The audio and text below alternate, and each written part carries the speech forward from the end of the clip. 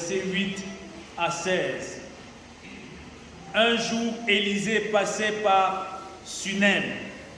Il y avait là une femme de distinction qui le pressa d'accepter à manger. Et toutes les fois qu'il passait, il se rendait chez elle pour manger. Elle dit à son mari, « Voici, je sais que cet homme qui passe toujours chez nous est un saint homme de Dieu. Faisons une petite chambre haute avec des murs et mettons-y pour lui un lit, une table, un siège et un chandelier afin qu'il s'y retire quand il viendra chez nous. » Élisée, étant revenu à Sunem, se retira dans la chambre haute et y coucha. Il dit à Géasi, son serviteur, « Appelle cette Sunamite. » Géasi l'appela et elle se présenta devant lui. Et Élisée dit à Géasi, « Dis-lui, voici, tu nous as montré tout cet empressement. Que peut-on faire pour toi? Faut-il parler pour toi au roi ou au chef de l'armée? » Elle répondit, « J'habite au milieu de mon peuple. » Et il dit, « Que faire pour elle? » Géasi répondit, « Mais elle n'a point de fils et son mari est vieux. » Et il dit, « Appelle-la. » Géasi l'appela et elle se présenta à la porte. Élisée lui dit, « À cette même époque, l'année prochaine, tu embrasseras un fils. » Et elle dit, « Non, mon Seigneur, homme de Dieu, ne trompe pas ta servante. » Romains chapitre 6, les versets 3 à 11. Là, il est écrit, « Ignorez-vous que nous tous qui avons été baptisés en Jésus-Christ, c'est en sa mort que nous avons été baptisés. Nous avons donc été ensevelis avec lui par le baptême en sa mort, afin que, comme Christ est ressuscité des morts par la gloire du Père, de même nous aussi, nous marchions en nouveauté de vie. En effet, si nous sommes devenus une même plante avec lui par la conformité à sa mort, nous le serons aussi par la conformité à sa résurrection.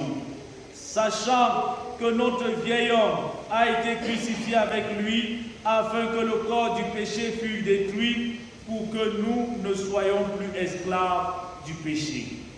Car celui qui est mort est libre du péché. Or, si nous sommes morts avec Christ, nous croyons que nous vivrons aussi avec lui, sachant que Christ ressuscité des morts ne meurt plus. La mort n'a plus de pouvoir sur lui. Car il est mort, et c'est pour le péché qu'il est mort une fois pour toutes. Il est revenu à la vie, et c'est pour Dieu qu'il vit. Ainsi, vous-même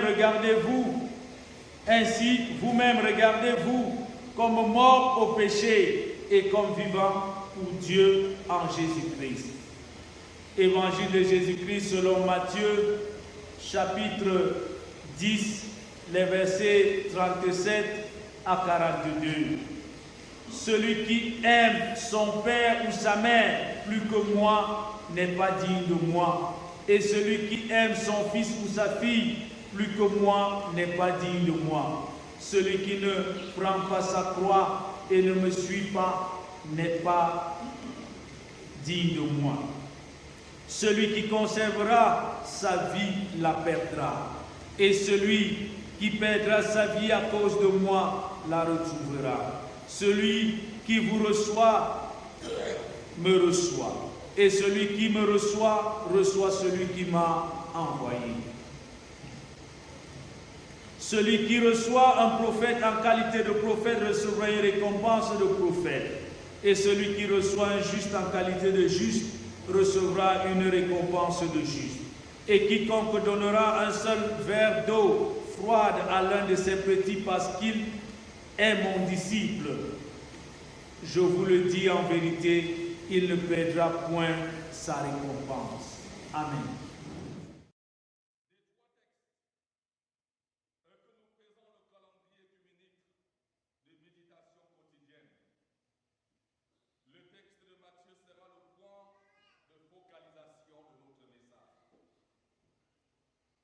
Bien-aimés, chers frères et sœurs,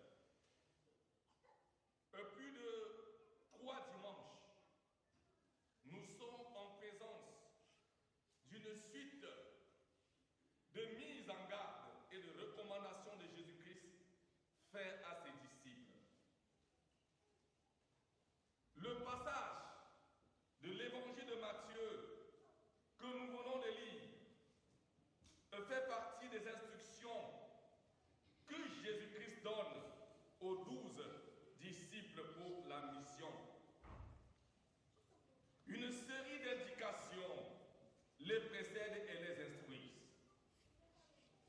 Ainsi, vers la fin du chapitre 9, comme nous l'avons lu et écouté précédemment les dimanches passés, l'évangéliste nous dit: Jésus-Christ parcourait toutes les villes et les villages. Il enseignait dans les lieux de culte, proclamant la bonne nouvelle du royaume et guérissant toute maladie et toute infirmité. Jésus-Christ parcourt, enseigne et guérit. Tel peut être le résumé du ministère de Jésus-Christ. Ensuite, il constate que les foules en ont besoin.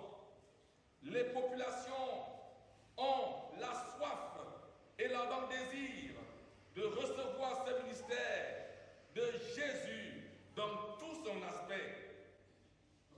Jésus-Christ, ayant la compassion pour ces populations assoiffées de sa présence, de sa parole, de son action guérissante, se décide à ne plus agir seul, mais d'y intégrer les collaborateurs. La moisson est abondante, dit-il, mais les ouvriers sont peu nombreux.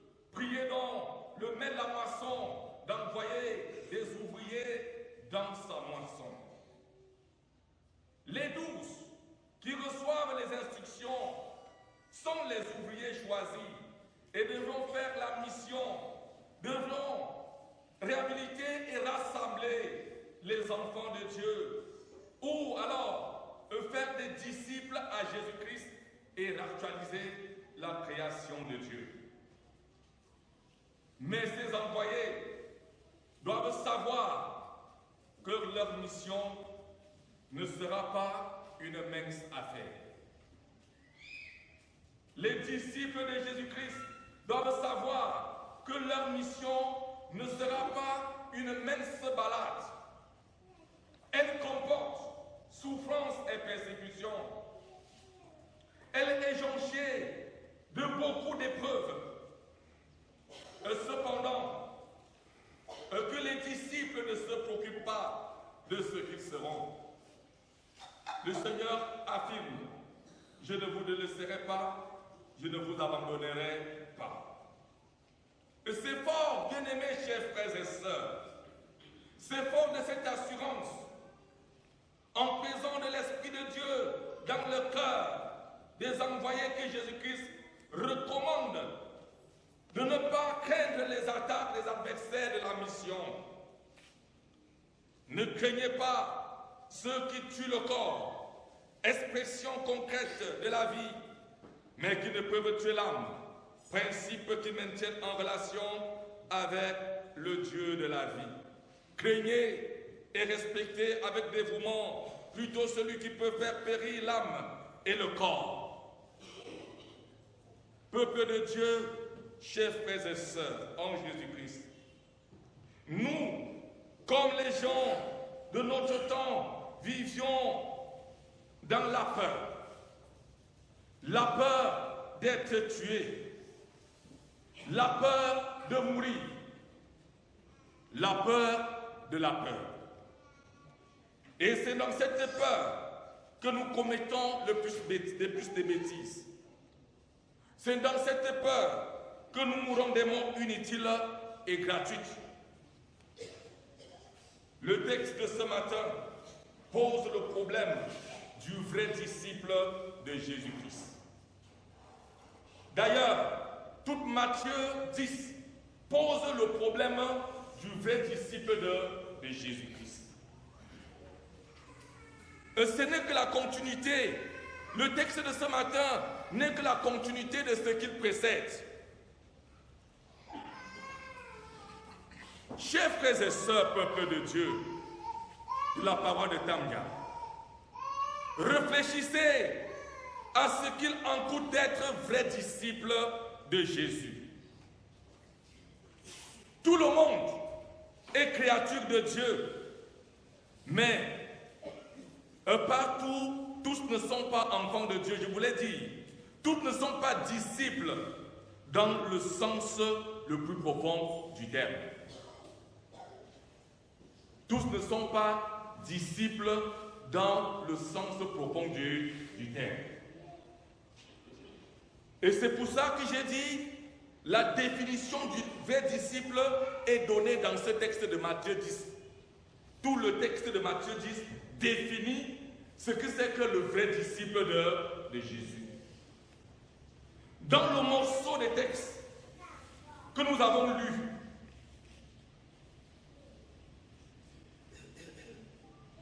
car je suis venu mettre la division entre l'homme et son père, entre la fille et sa mère, entre la belle-fille et sa belle-mère. Et l'homme aura pour ennemi les gens de sa maison. Celui qui aime son père, celui qui aime son père ou sa mère, plus que moi n'est pas digne de moi. Et celui qui aime son fils, sa fille plus que moi, n'est pas digne de moi. Celui qui ne prend pas sa croix et ne me suit pas, n'est pas digne de moi. Celui qui conservera sa vie, la perdra. Mais celui qui la perdra, qui perdra sa vie à cause de moi, la retrouvera. Et dans Luc 14, verset 25, nous lisons ceci. Luc 14, verset 25, ou alors verset 26. Si quelqu'un vient à moi, s'il ne hait pas son père, Luc est radical. Plus radical même que Matthieu. S'il ne hait pas son père, sa mère, sa femme, ses enfants, ses frères, ses sœurs, et même sa propre vie, il ne peut être mon disciple. Et quiconque ne porte pas sa croix et ne me suit pas, ne peut être mon disciple. Luc est très radical. Ça veut dire tout simplement que être disciple de Jésus-Christ, c'est abandonner son ancienne manière de vie. Être disciple de Jésus-Christ, c'est renoncer à soi, à ses aises, à sa sécurité. Se mettre en lutte, en hostilité et au raillerie du monde. Être disciple de Jésus-Christ, c'est risquer le rejet. C'est risquer le mépris. Être disciple de Jésus-Christ, c'est risquer la persécution, même par les membres de sa propre famille. Ce n'est pas dit que tu dois détester ta famille parce que tu es disciple de Jésus-Christ. Non. Tu dois l'aimer, mais être modèle pour ta famille. En effet, être disciple de Jésus-Christ, c'est faire passer le Seigneur Jésus-Christ avant toutes choses. Donc, aimer plus que, c'est ce que le Seigneur dit. Si tu aimes ta mère, ton père, ton fils, plus que moi, Jésus-Christ, tu n'es pas digne de moi. Donc, être disciple de Jésus-Christ, c'est fait passer le Seigneur Jésus-Christ avant tout, afin de pouvoir mieux le suivre et le servir. Voici quelques conseils pour mener une vie de disciple de Jésus-Christ sans embâche, sans difficulté de l'âme. Premièrement, chers frères et sœurs, confiez-lui délibérément votre vie. Prenez la décision de lui livrer votre corps en sacrifice vivant, comme le dit Romains 12, 1 à 2. Puisque Jésus-Christ est Dieu et qu'il est mort pour moi, aucun sacrifice que je peux faire pour lui ne saurait être trop grand. Deuxièmement, renoncez à votre propre vie pour le Christ. Jésus-Christ lui-même a dit, celui qui perdra sa vie à cause de moi la retrouvera. En d'autres termes, si vous voulez connaître une pleine joie, le vrai bonheur ici-bas, vivez pour plaire au Seigneur Jésus-Christ et non aux hommes et à vous-même. Celui qui vit en égoïste sera toujours misérable et malheureux. Celui qui vit en égoïste sera toujours misérable et malheureux. Troisièmement, coupez les ponts derrière vous. Rendez aussi difficile que possible le retour en arrière en vous séparant de tout ce qui fait obstacle à une vie d'obéissance et de consécration totale au Seigneur. Ne vomissez pas et remangez. Il y a des gens qui sont retournés à leur vomissure. Ils ont vomi et ils ont encore remangé. Ne retournez pas à vos vomissures. Ne vous engagez pas sur les sentiers détournés. Nombreux sont ceux qui ont démarré, mais qui, ayant perdu la vision céleste, sont retombés dans leurs anciens modes de vie. Et Jésus-Christ dit, dans Luc 9, verset 62, quiconque met la main à la charrue et regarde encore en arrière n'est pas propre au royaume de Dieu. Quatrièmement, vivez pour servir. Le Fils de l'homme est venu non pour être servi, mais pour servir. La vraie grandeur, chers frères et sœurs, peuple de Dieu, consiste à servir les autres.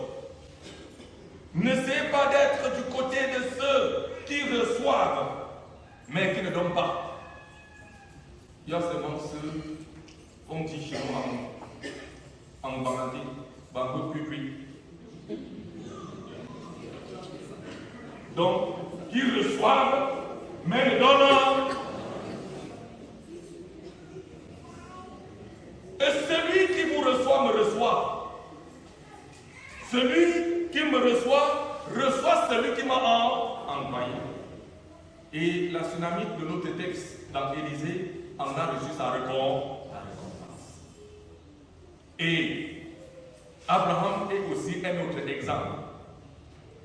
Sur quoi Dieu peut-il s'appuyer pour vous bénir? Sur quoi Dieu peut-il vraiment s'appuyer pour vous accorder des riches bénédictions comme il a accordé à la femme tsunamite de notre texte de 2 rois, n'est-ce pas? Comment il a accordé aussi à Abraham? Sur quoi Dieu peut-il s'appuyer pour vous bénir? L'apôtre Paul renchérit en disant, dans Acte 20, verset 35, en disant, il n'y a plus de bonheur qu'à donner qu'à recevoir. Pour terminer, bien-aimés chers frères et sœurs, nous voulons encore souligner que la vie chrétienne n'est pas un passe-temps agréable. mais une recherche ardente. Et ce n'est pas une vie facile, mais une lutte. La vie chrétienne, c'est un combat. Devenir disciple de Jésus-Christ ou alors devenir chrétien ne coûte rien, car le salut est gratuit. Mais vivre en chrétien coûte très cher. Coûte très cher. Ce n'est pas n'importe qui doit se réclamer d'être chrétien. Être chrétien, ce n'est pas aller au-devant de la popularité. Accepter le titre ou chercher les titres. Mais aller au-devant des épreuves, de la persécution. Ce n'est pas aller au-devant de la vie facile, mais aller au-devant de la croix. Aller à la croix. Et c'est pourquoi Jésus dit encore, celui qui ne prend pas sa croix et ne me suit pas n'est pas digne de moi. Pourtant, c'est la meilleure des vies, bien-aimés. Vous servez le meilleur des maîtres. Votre travail vous apporte satisfaction et la récompense que le Seigneur vous réserve ne se limite pas au temps présent, mais durera toute l'éternité. Et c'est pourquoi, chers frères et sœurs, bien-aimés, peuple de Dieu de la parole de Tambia, c'est pourquoi nous vous supplions de consacrer entièrement votre vie à Jésus-Christ. Apportez-lui tout ce que vous avez de meilleur. Ne gardez rien pour vous. Que vous ayez la joie suprême de l'entendre vous dire un jour, c'est bien, bon et fidèle serviteur, entre dans la joie de ton maître. Que le Seigneur bénisse en nous l'écoute de sa parole. Amen.